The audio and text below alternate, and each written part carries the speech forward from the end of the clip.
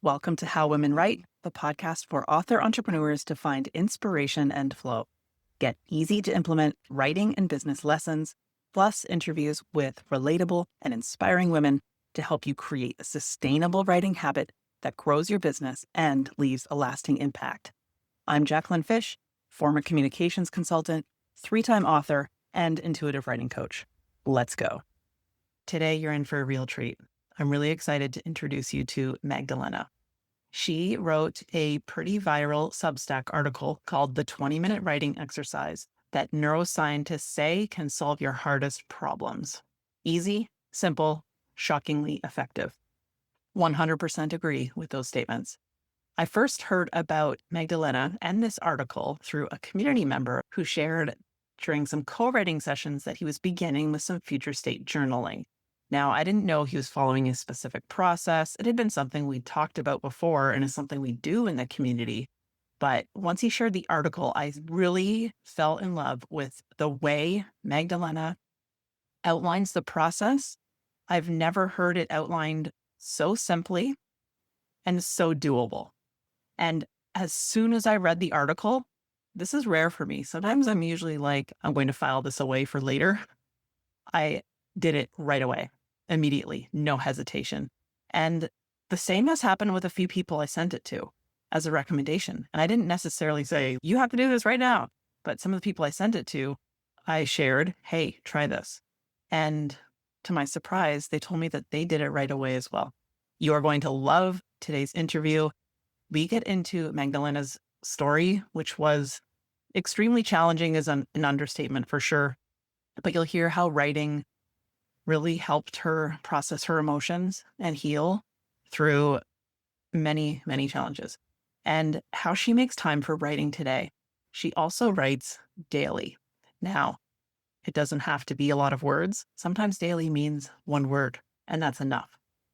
She also shares the top questions she gets about this Substack article and what she's working on now. Enjoy. Welcome, Magdalena. I am so excited you're here. I was just letting you know before I hit record that as soon as I read your Substack about 20 minutes of future state journaling, I was like, I love this. I want to talk to her. I hope she'll come on the podcast. And then I continued reading for a couple more weeks. Love everything you're sharing. We're going to talk about that. We're going to talk about lots of things. But first of all, welcome. Thank you for being here. Thank you so much for having me. I am so excited. And it's just such a joy and such an honor to be with you and share my crazy story. I love it. I would say it's not even crazy at all because it makes sense when we look at it from a brain science perspective. Yeah, that part does make sense, but some of my life stories are a little bit more crazy than normal. That's amazing. I can't wait to hear them then. Perfect. I want to talk about a lot of things today. We're definitely going to talk about your Substack. I want to talk about what you're writing now, what you're seeing. I do have questions about that 20-minute writing process, future state journaling. Before I get to that, I do want to hear a little bit about your early days of writing, living, career-wise, whatever introduction you'd love to share with us. I'd love to I hear. love it. One of the questions that you sent early on as part of the flow of this conversation, and I absolutely love, was can you tell us a little bit more about that early writing memories and your experience with your ex-boyfriend and how that went? So I'll start there. Yes, tell us about that.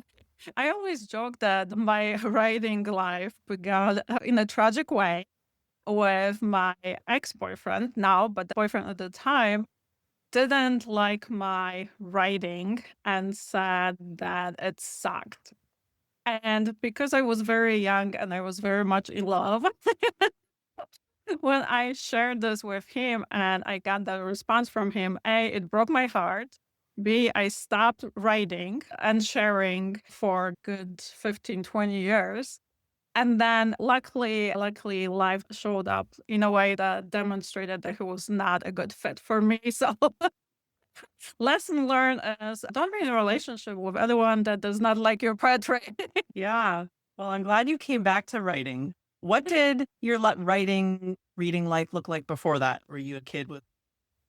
So I spent lots and lots of time reading and then writing. So my reading journey started when I was in a hospital. When I was 14, I ended up having to be in a hospital for 2.5 years. So at the time, I lived in Poland and I was a teen. And when Chernobyl happened, the radiation had a direct influence and direct impact on my hormones. And that had an impact on one of my legs. So I ended up in a hospital with the first news that I got about that was a doctor that we were talking to said, "You will never walk again."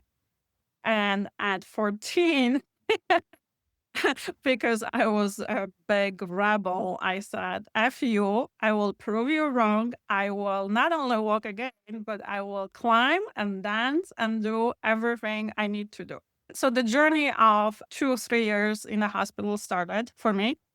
And it looked like 3 surgeries and then a lot of time in a physical therapy. So I spent 9 months in a cast from my chest to the very, very toe. And so I was like flat on my back, and the only thing I could do was read. Wow. So I was reading for 9 months. I was the reading machine, and I read everything I could get my hands on. I have an article where I shared like all the books that had a huge impact on my life, including Anna Karenina. Okay. So then what happened was after the surgeries and after the physical therapy, I did start walking again and started with crutches. And then from crutches, I went back to normal walking. And then I made a point of hiking and mountain climbing and, of course, dancing and everything I said I did just to prove one guy wrong. Good. I'm so glad. That's my very early life story. And of course, it had to do a lot with reading, and then writing was an outlet for me where I was able to process my emotions because I was surrounded always by grown-ups. So the hospital that I was in Poland at the time, the concept of having a hospital for children didn't exist. So I spent a lot of time with grown-ups, and they not necessarily could relate or understand to where I was. Yeah. So I wrote and wrote and wrote, and it was, and again, never shared it with anyone, which might be a good thing. What kind of writing were you doing? Was it journaling or? It was, it was Okay. journaling, and it was just to process my anger, disappointment, frustration, ups and downs, and whatever else I was experiencing at that time. Mhm. So fast forward, I came to US when I was 21. I did not know any English. Well, 2 words, thank you and I'm sorry. And I came to US because I wanted to study psychology Okay. at University of Michigan. Yeah. And people ask me like, why? Why Michigan? I said, I don't know. Someplace said it's one of the best. And I was like, okay, I will just pack my bags and come to US, not knowing any English, and start at the university. And now I marvel at myself. Would I ever do it now, knowing what I know? I'm like, absolutely not. Where would you pick now? I don't know. Just stay, right? When you think about it, how crazy it is to come to a country and not know the language, not know anyone, and be like, okay, I will figure it out. I love that. So I started working as an au pair, and I had 3 lovely children Yeah. that actually they were my English language teachers.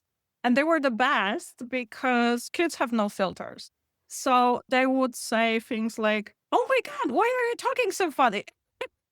And I said, "I don't know. Tell me how to do it the right way," right? Yeah. And it wasn't, and then like for me, it was incredibly helpful because it removed the barrier and feeling the shame and feeling the barrier when you are learning as an adult. Mhm. because there was no one else. It was just me and the kids, and there was no judgment. They just thought I spoke funny, and they were trying to teach me. And I was like, okay, perfect. Yeah. Fast forward again, I finally made it to the university. It took me 2.5 years. And I love this story because I will never, ever forget this. Psych 101, my textbook, I kept it just so I could give it to my son. Above every line, there's a translation into Polish. This is before AI, before any of the cool things that we have now. It would save me hours and hours of time. Right. But at the time, I was like literally translating word by word by word by word to trying to understand concepts of psychology. And even with that determination and tenacity, my first test was 100 questions. It was multiple choice. Out of 100 questions, I got 5 right. Statistically, it's almost impossible. Yeah. Wow. So it was a huge failure, which then led to a conversation with the professor. And it actually really, and it was a saving grace, because he was like, what is happening? Like, why are you getting only 5 answers right? And I said, because I'm fresh off the phone. Yeah. I don't understand the concept. He's like, okay, I'm going to help you. So he paired me up with a teaching assistant. And I worked with him, and I got C plus from that class. And that was like the biggest win ever. Yes. So I did my psychology, and because at the time that I was at the University of Michigan, positive psychology was like really flourishing, and I got an opportunity to work as a research assistant in the lab. I got to know the leading fathers and mothers of the positive psychology. I really fell in love with positive psychology and science and neuroscience. And then, of course, life has ups and downs. So then I moved to Chicago. I wanted to study at Northwestern, pursue social studies. That didn't go that didn't go so well. So I ended up working in a company that was doing marketing for home health and nursing homes. Okay. And I was using my statistics background working for them. And then, so I was in Chicago for 4 or 5 years, and then they closed their office in Chicago, and I came right back to Ann Arbor, where I started, and worked for that company for a couple of years. And then I ended up working for automotive company, General Motors, for 15 years. And it was amazing from the standpoint that at General Motors, I got an opportunity to do different things every 3 years. And it was because I always wanted to learn more and expand. Yeah. And so I started in marketing, then I moved to information technology, then I moved to human resources, then I moved to global system implementations. So it was a great journey, except that when I had my son, I was working on a global project, and I was supporting 35 countries and 6 languages Wow. in implementing a new system. And so what ended up happening was I would start work at 6 a.m. I would be on a call, driving to school, work with him, drop him off, come back, pick him up, be still on the call, have a break for dinner, and then get back to work and work until 11 or 12. Yeah. And so I was like, oh my God, this is not sustainable. I cannot do this any longer. So when the opportunity came up to take a buyout, I was like, please pick me. Yes. So I took a buyout, and that was like the first time in my life where I was able to take a breath and be like, okay, what is it that I want to do with my life? As I was working in GM, I was also working on getting certified as a coach. So I started my coaching practice. And then again, I will always go back to universe having a really interesting sense of humor. I was coaching my son's head of school, and he was going to the Montessori school.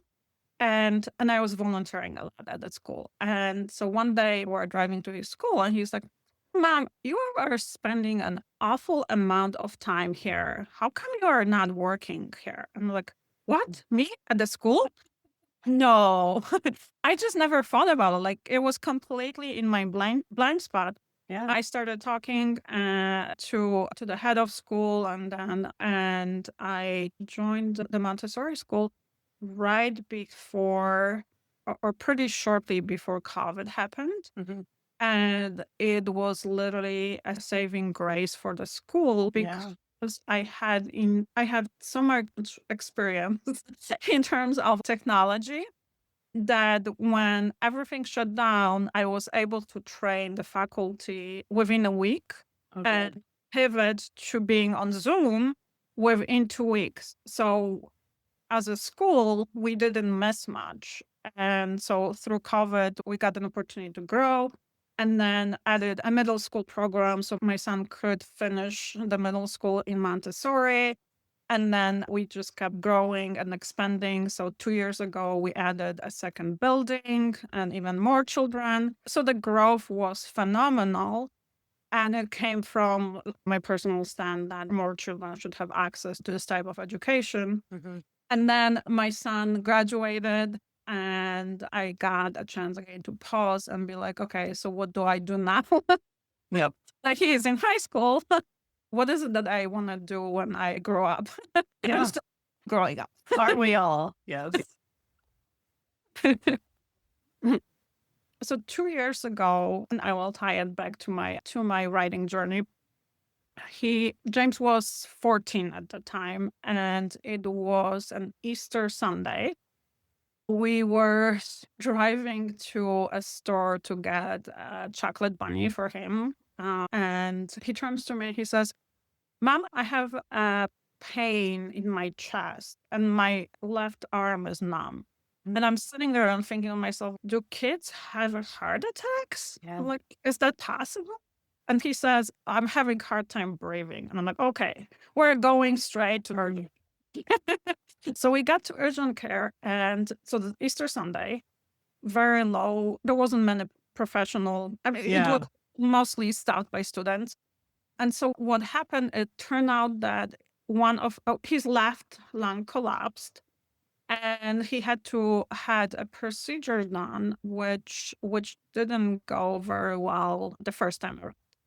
So we transferred him to a different hospital. A week later, he had a couple more other procedures because it was like one after another. Nothing it was truly working.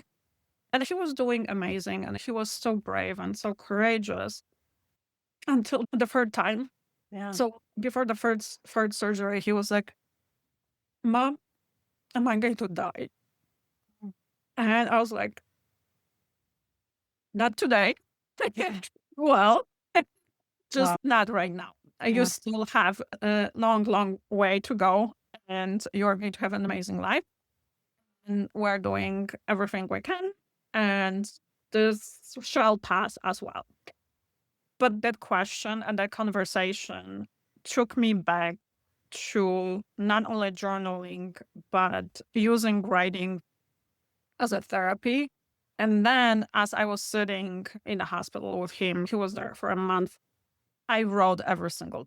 Yeah. And so that was a pivoting point again in my life where I went back to journaling. But this time I said to myself, I'm going to share. I'm going to share what I'm experiencing because there are the parents in the same waiting room that need to hear this story. Mm. And I want them to know that it's possible to have this conversation with their children, that children are incredibly resilient, and that being honest, it doesn't mean that we are diminishing ourselves as a parent. It means for us as a parents that we're actually making our children stronger by having those very difficult, honest conversations. Was that the hardest conversation of my entire life? Absolutely. Yeah. And I really wanted to make sure that I shared this with others. So I started publishing. I started writing on Medium.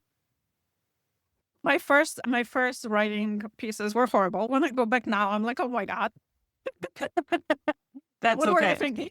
Your son is healthy though right now, right? He's healthy, he's flourishing. He is back in sports 6 months after his surgery. That was one of my proudest moments for him after the recovery. He was performing on a stage, singing. And he was like, I was so uncomfortable. Yeah. He was like, I was so stressed out. I was so uncomfortable, but I still did it. And I was so incredibly proud of him that he didn't stop. He didn't miss anything. Oh, he just kept going with his life. And again, like, that's why I wanted to share this with whoever would read, to get the story of resilience, and also highlight the fact that, because very often we talk about grown-ups being resilient, I don't think there's enough conversations happening about kids being resilient. Yeah. So highlighting that and giving the kids credit for how incredibly resourceful, resilient, and unstoppable they are, Yeah. and making sure that they get the credit that they deserve. Yeah. That is so good. They deserve it. So that's how my writing started. Like I said, it started with not the greatest articles. However, what I will say is that I wrote every single day. I stopped counting my days, but it was like Yeah. 2.5 years where I did not skip a day. And it was important for me to write even on the days where there was a couple of days where I had flu and I had 104 degrees with fever. And I was like, okay, I will just write one word. Yeah. That's it. And that's all I needed. That's all it took. And I continue that every day. And what's important for me, and what I really want to highlight, is that I don't, and we chatted about this before we started, is that I write in stolen moments. I write in a car. I write in a gas station. I write when I'm waiting for my son to pick him up. Restaurants, I don't know. Yep. Right? Yep. I get it. I do the same thing. I write in hockey arenas, in the car, on the go, at the kitchen counter. No one escapes to go write for 2 weeks at a cabin. Oh my God, no. No, I wouldn't know what to do. I would probably just read. I don't even know if I would write. That's an excellent point. I don't know if I would write. I would probably didn't know what to do with myself either. Yeah. I call it writing in the stolen moments. Mm. And I'm amazed because when I reflect back and then when I look at my calendar, I'm actually amazed that every day I get to write for 60 minutes. But it's like 15 minutes here, 20 minutes here, 5 minutes here. Yeah. By the end of the day, it's 60 minutes. I'm like, wow, that's awesome. That's great. So many people think I don't have time to write. You do. Exactly. Yes. Exactly. I think in one of my stories, I did share like, I just write on. I didn't have anything with me in the car. I wrote on a napkin. Yeah. Or a receipt. Yeah. And we all have phones now. Type something on your phone. Right, exactly. Like use whatever you have and do it literally in stolen moments. And I'm still in awe of that throughout a day. It really adds up. Yeah, it totally does. Okay. Wow. That was a lot. Thank you so much for taking us through that journey and the ups and downs. I'm glad writing was there for you as a practice to help you stay present and healing. Mm-hmm. Like, it's just a lot. It's heavy and challenging, but I'm glad you found peace in all of that. Yeah. And I'm glad and thankful that I get to share this with others. Yeah. So I've been on Substack for a year and a half now. Okay. And when I started, I was sharing very personal stories about growing up in a communist country, and story of James being in a hospital, and my healing journey with my father and visiting his grave. And it was just, to me, very often, Yeah. I share this with others. Sometimes it felt like I wanted to throw up before I pushed that publish button. Like literally, I just Yeah. like, oh my God, I'm making myself so vulnerable. I'm sharing from my soul, God, what will people think? Like all these stories. And I still was like, okay, just press this button, girl. That is so good. I think it's also a testament to what we call great writing. So great writing is you Like, sharing your stories, mhm. vulnerable. Yes, you might feel like you're going to throw up, but you publish anyway. It's not about, is this a perfect sentence? Is there a typo? Who cares? Nobody cares, especially when you're reading about the stories that you were sharing. Yeah. And for me, I always go back to the imposter syndrome, right? English is my second language. I will not have a perfect grammar. I don't understand where do I put the freaking comma and semicolon and all of it. And then I'll be like, okay, who cares? Yeah, nobody cares. People just want to hear or read a story that they can connect. So I just kept going. So I kept going and going and going. And my subscriber membership count was like going like imagine a turtle Turtles will going get up. there. And there was like there were times where it was just like dip. So one of the things that I will have to add is that I am obsessed with experimenting. I experiment all day long with anything and everything, including writing. So when I would experiment, that sometimes I'll be like experiencing a huge dips because people will be like unsubscribe, unsubscribe. I'm Yeah. like, oh my God, what am I doing? This is not working. Let's go back. Now they're making room for better subscribers to sign up. Yeah, that's the healthy way Yeah. out. Get it, right? But in the moment, you are like, oh, what is happening? Yeah. What is right? I gave myself a lot of credit for is the tenacity. I just kept going. I'm like, oh, that didn't work. Let's try something else. Let's pivot. So when I started, I used to run a lot of challenges. Okay. My first challenge was like a complete disaster. I think because it was a complete disaster, it got a lot of readers. That's Because amazing. I I was love it. sharing honestly about how badly we were all failing. So then I switched from challenging. I went to, okay, now I'm going to experiment with lives. So I started doing lives. And again, thank God for my son. He was like, okay, mom, I will do the first live with you. Aw. I started doing lives and he was a big part of my lives. We brought in some of his friends and one episode that like got I don't remember the numbers at this time, but it was like one episode that got the highest amount of views in my career Yeah. was when we had his friend Max coming and joining us on live and we were talking about the differences of being accepted as a teenager versus being accepted as a grown-up when it comes to writing. It was fantastic. Uh, We had fun. They had their perspective. I had my perspective. It was phenomenal. So I experimented with that. Then I moved to experimenting with doing workshops and with seminars. There were times when no one showed up. yeah, it And happens. I was like, okay, nobody's here. I will still do it. Yeah. I just keep going. And again, so my biggest year into Substack, I was like, okay, my biggest dream is 1,000 subscribers. I will take myself out for a drink when I have 1,000 subscribers. That was that number I had in my head. And it was just like, oh my God, it's going to be amazing. So then I published my 20-minute exercise article. Yep. And I'm sitting there and just watching my phone.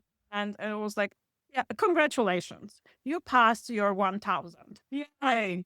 Well, then it was like, oh, now you are close to 2,000. Oh, wait, you are at 3,000. I'm like, oh my God, what is happening? When you wrote that article, so we're definitely going to link to this and we're going to talk about the process. When you wrote that, did you have any idea that it would be so popular? It's always a surprise. It was a complete surprise. I had no idea. I kept telling my friends and my family, this is wild. I don't know what is happening, but I'm just going on this wild ride. Mhm. And as this thing is happening, I'm committed to making sure that I answer every single comment. So it took me But it took a sometimes, while. yes. So 2-3 hours a day. That's how long it would take me. I will add something to that because that's important. I want to make sure that I wanted to make sure and still do that when I answer the comments, I'm not answering that thanks for reading.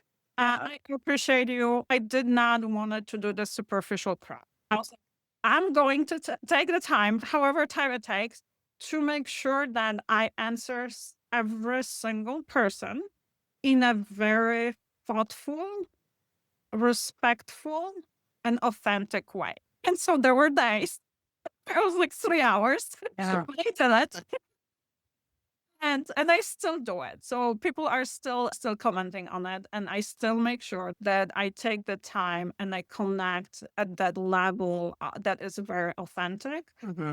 That I address and answer whatever questions they have. There were a couple of people that suggested or mentioned books that they read. And so I was like, okay, I'm going to go and check out this book. Yeah. We talk about different modalities that they're using in their lives. So I've learned about new modalities. And so it's been such an incredibly surprising, joyful, amazing process for me when it comes to building the community, Yeah. make and build and learning about myself, learning about my readers, and also being of service. I'm a huge proponent of servant leadership. Yeah. So and I always go back and I always tie everything I do to that. How can I help others? How can I elevate others? And how can I help them in wherever they are in their journey? I'm right with you there. I think some people think of writers as these inaccessible people that write all day and then don't talk to the readers like it's mysterious. But no, there's a good number of us writers that want to talk to our readers. And I'm right there with you, responding to every comment because service. I'm here to serve. I'm not here to just write and blast it out. I want to know what you think. I want to know how it's working for you. I want to celebrate with you. Yes. Yeah. Yeah. The celebration is a huge part. Now I'm starting to get emails from readers that are sharing their amazing results through that work. And I just love, and it just melts my heart Yeah. when people share their script and how they scripted that particular scene in their life. And then they say, you won't believe this actually happened. Yes.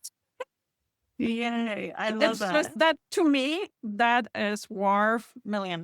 Like that experience of being able to read. Just I think yesterday I got an email like that from someone that was working through their hesitancy or uncomfortableness with social media and how she wrote about her future self and how she now is going to share her stories on Substack. I mean, that is just priceless. Yeah. Yeah. We need those stories. Can you imagine if you stopped writing after that boyfriend who didn't like your poetry, or didn't write in the parking lots, kept it all to yourself? Like, I love that. So I'm definitely going to link to the article so everyone listening can read this article because it is so important. It works. It is so simple and it makes sense. Can you tell us about what future state journaling is? perfect.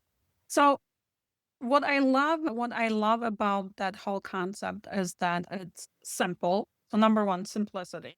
Yep. Number two, 20 minutes. So I will start with the time constraint because this is one of the questions that I get most often. Why 20 minutes? So 20 minutes, some of the readers pointed out that it's the Pomodoro technique. And absolutely, yes. So when it comes to science, that's where the 20 minutes comes from. Having that time constraint, our brain knows that it gets to produce. Yeah, there's a start and an end. Exactly. And so just knowing that I go from A to Z in 20 minutes, brain says, okay, I'm ready. Let's go and do it. Yeah. And then 3 steps. I love simple, elegant structures that allow my brain to follow. Yeah. So step number 1 is see it in your mind's eye. So that's a mental rehearsal. Mental rehearsal allows our brain to have, I call it like a taster Yeah. of what's happening in the future. Then step 2 is write it. So that's where the connection between our brain and our handwriting comes in. So there's the direct correlation. There's a lot of research that has been done on the effectiveness of writing by hand and how it helps with rewiring our brain. Question number 2 that I get most often is, do I have to Yeah. I hear that a write lot. by hand? And I always answer it the same way. No, you don't have to. However, if you do, you will get much better results. Exactly. Because the direct correlation between the hand movement and the connection and rewiring our brain. What I like in terms of suggestions is, and I completely get digital age and all of it. What I do suggest for people that are like, I have to have it on my phone, is perfect. Take a photo, Yeah. turn it into PDF, have it on your phone. Okay. Just do that 20 minutes by hand and then run it through AI. Do whatever you want digitally with it. Yeah. As long as you've actually took the action and you did use your hand. So step number 2 is write it. Step number 3 is act it. It has already happened. And that's where action comes into the play. And when I say action, it's tiny micro action steps. Doesn't have to be and I will use this example because I worked with one of the readers recently on. She wanted to do a future script for going and asking for promotion. Okay. She was suddenly terrified of her boss. And so we worked on her script and she was able to write it as it already happened and include all the senses. And she was able to describe how her body was feeling. She infused it with emotions and it was perfect. And beautiful script. So we're done. And she's like, okay, so do I go now and ask him for promotion? I said, no, wait. Let it integrate. Yeah. However, what I want you to do is before you go, I want you to have a couple of different conversations with your coworkers and practice.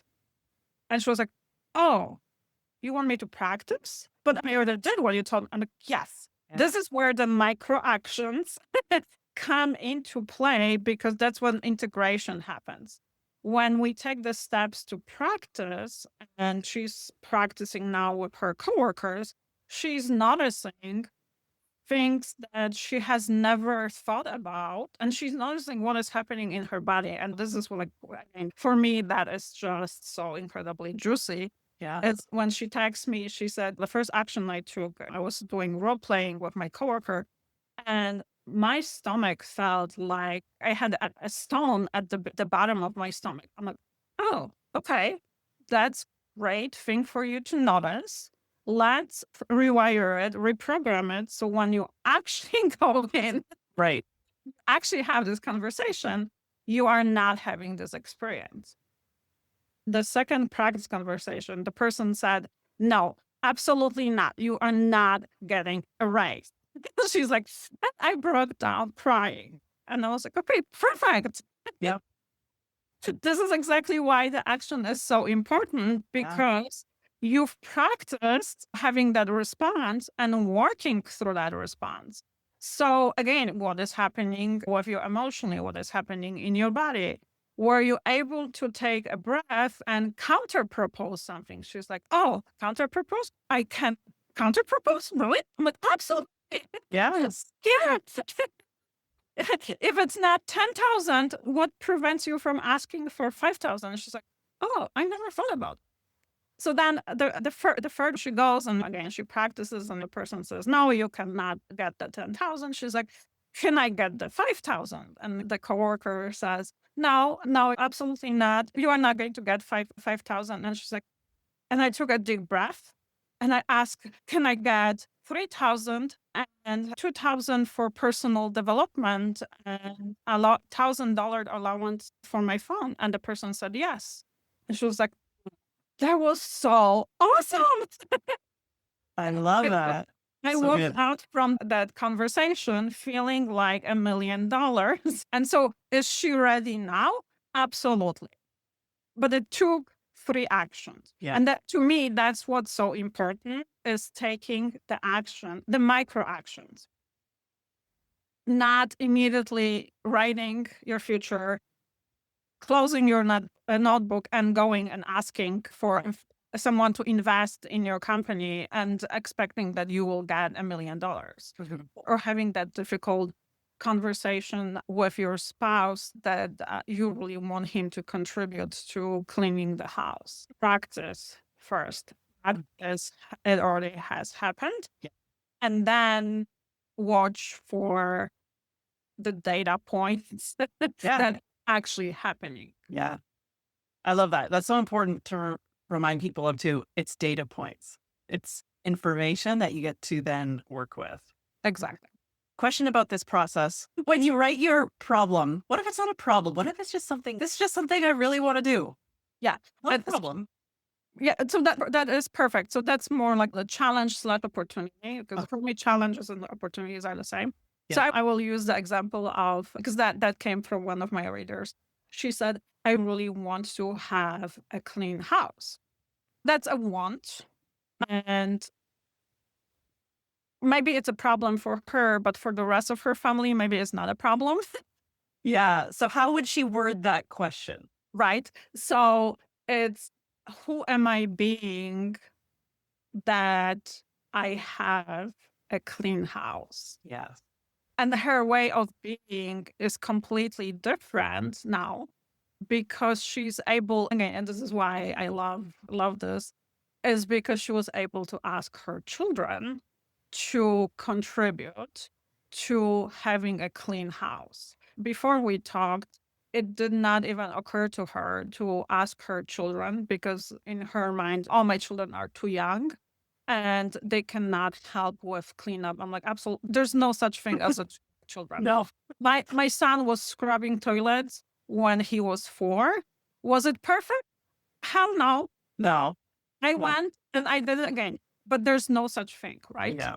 You can have your kids do absolutely everything in that you need to get done. You just get to lower your expectation. Yes. That's one. Or you also have the choice of going and redoing it when they don't see it. That is very important, because then it takes, if I would have gone and cleaned the bathroom when my son was seeing that I was doing it, it would have sent the wrong message to him. That So makes sense. I made sure that he was asleep. Yeah. And then I was like, okay, now I can do whatever I need to do to have the bathroom clean. But he had the win and the knowledge that he's contributing, that he is making a difference, that he is a huge part of having a clean, lovely, welcoming environment. And to this day, I'm going to brag a little bit about my son, but to this day, he goes and does acts of cleaning that always surprise me, including, like, I love coming home late from work and having my bed made by him with a chocolate. That is so nice. But it came from having him to be a huge part of that process very young. Hopefully it's not too late. I'm going to have my kid listen to this and put some chocolates on my. Absolutely. doesn't happen overnight, but you build it up, right? Like you make sure that they feel such a big part and such an integral part of your home community. Yeah. And they actually are able to derive pride and joy from it. And that it's not a chore. Yes. That makes sense. Because the moment it becomes a chore, it's just me nagging him to do laundry, do this, do this, do this. Rather than turning it into a chore, it's more of an option and appreciation. Right? So I would say things like, James, I really appreciate when you do laundry. I would love for you to do laundry today. You pick the time. I'm not going to tell you when. You get to decide. Let me know if you need help. That's it. Yeah. But I had to retrain myself. Yeah. Because I'm a very high achiever and I'm a sort of personality A. I'm like, I want everything done right now. If I tell you, get it done, just so it can be done, so I can check it off my list. Yeah. I got to rewire my brain where I'm okay with, if it happens at 8 a.m., great.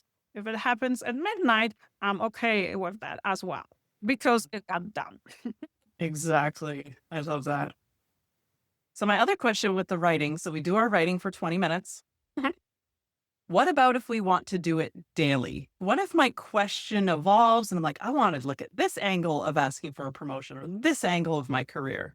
Totally okay. Totally okay. The only tweak or disclaimer I would say in relationship to this is give at least 24 hours for your brain and your body to integrate. That makes sense. So whatever challenge or opportunity you're writing about. So I will go back to the clean house.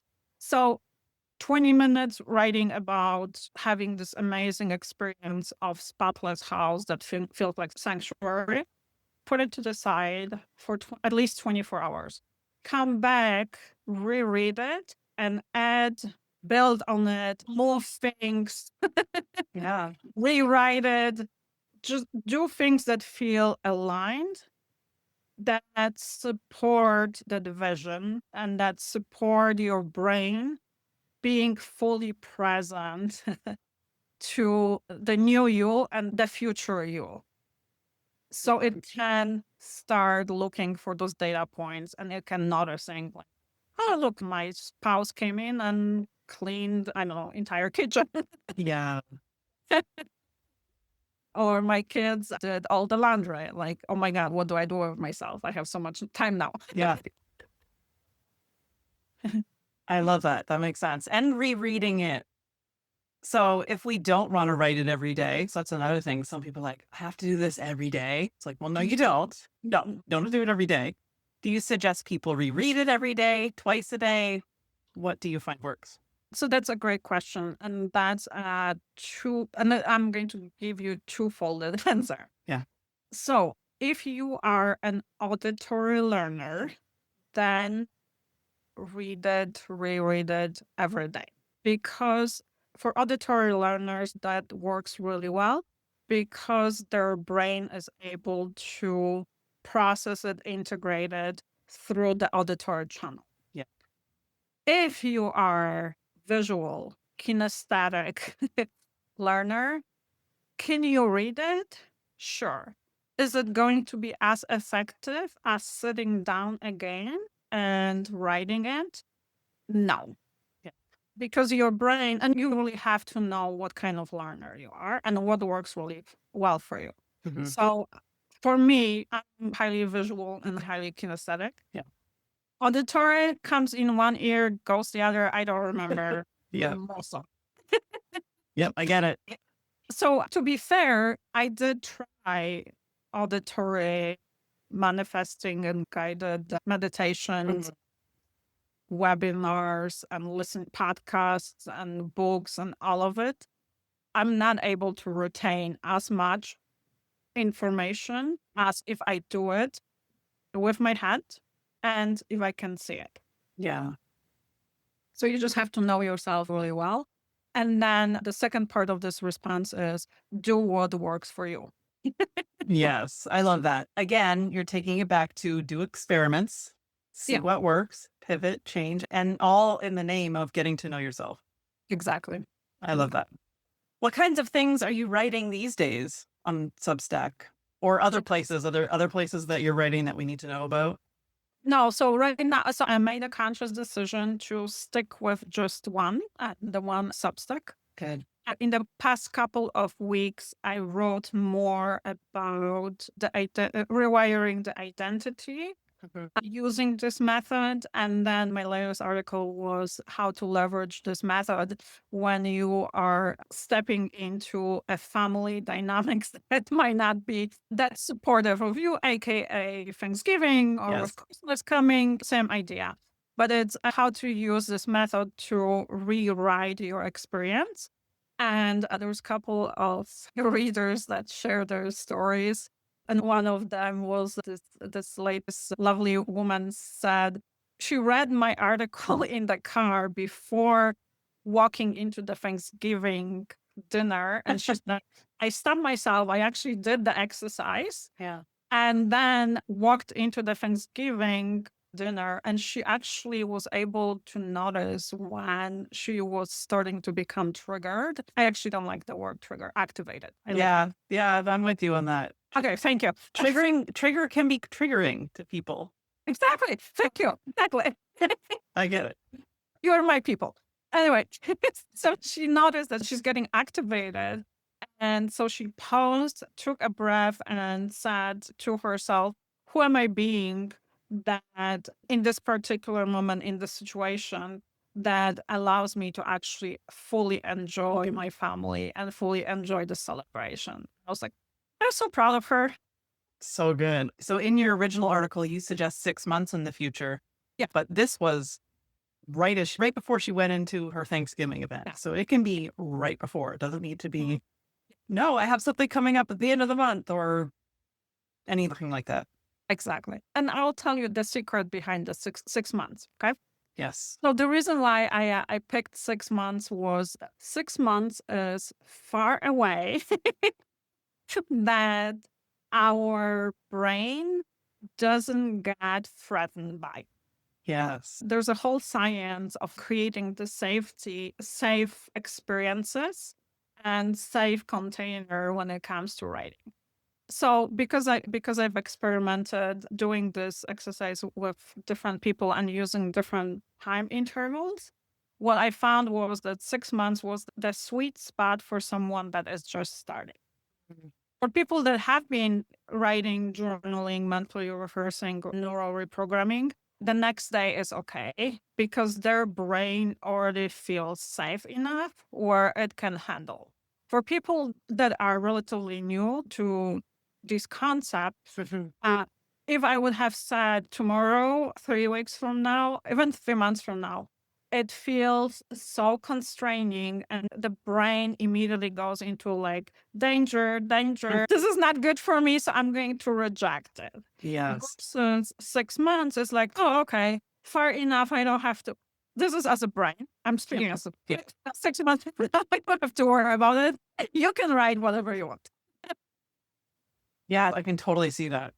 Yeah, it's fascinating, and like I said, it comes from experimenting. So good. Oh my gosh. I could talk to you for probably 6 more hours. We I'm won't. Yeah. We'll have to do that another time.